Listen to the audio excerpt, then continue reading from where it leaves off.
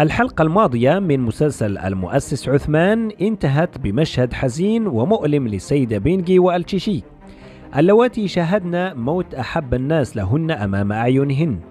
كانت الفرحة تعم المكان بعد الانتصار الكبير الذي حققه السيد عثمان والمحاربين، لكن سرعان ما تحول هذا الفرح إلى حزن كبير. السؤال المطروح هو: ما هو مصير جاركوتاي بعد الطعنة المميتة التي تلقاها؟ ومن هو القائد البيزنطي الجديد الذي سيرسله الإمبراطور أندرونيكوس؟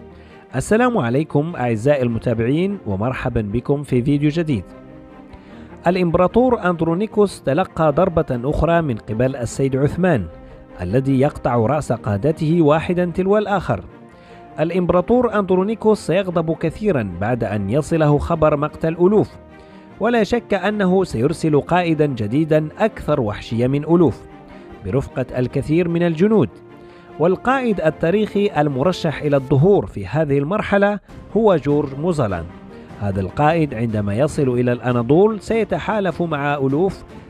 سيتحالف مع نيمان للقضاء على السيد عثمان. أما عن مصير جاركوتاي فمن خلال الطعنة التي تلقاها فيبدو لي أنه سيموت على إثرها في الحلقة القادمة. لقد سبق لي أن قلت لكم أن الممثل الذي يلعب دور جاركوتاي طلب مغادرة المسلسل منذ وقت طويل.